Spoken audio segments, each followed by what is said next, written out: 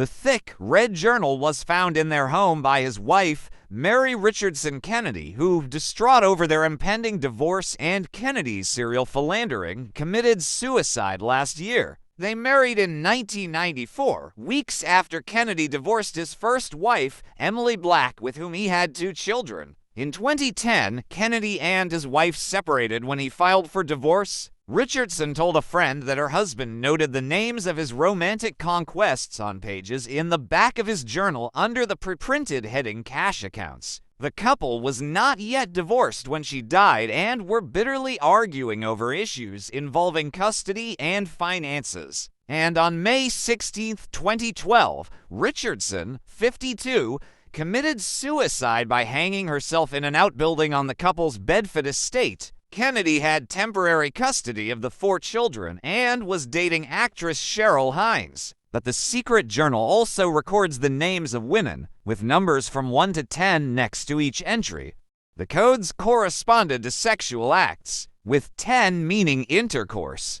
Mary told a confidant, "There are 37 women named in the ledger, 16 of whom get 10s. On November 13, 2001, RFK Jr. records a triple play. The separate encounters, code 10, 3, and 2, occurred the same day he attended a black tie fundraiser at the Waldorf Astoria for Christopher Reeve's charity, where he sat next to the paralyzed Superman star, magician David Blaine, and comic Richard Belzer. It was a hectic month for Kennedy, who traveled to Toronto, Louisiana, and Washington, D.C., and listed at least one woman's name on 22 different dates, including 13 consecutive days. Most women are identified only by their first name in the ledger.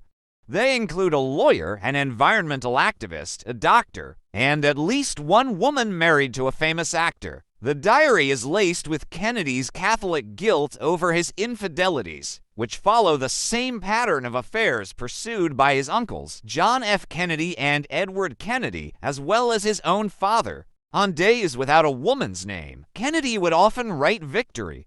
This meant he triumphantly resisted sexual temptation, according to a source close to Richardson. "Despite the terrible things happening in the world, my life is great," he wrote on November 5, 2001. "So I've been looking for ways to screw it up. I'm like Adam and live in Eden, and I can have everything but the fruit. But the fruit is all I want." Kennedy holds back on any detailed description of his conquests and bizarrely portrays himself as a kind of victim.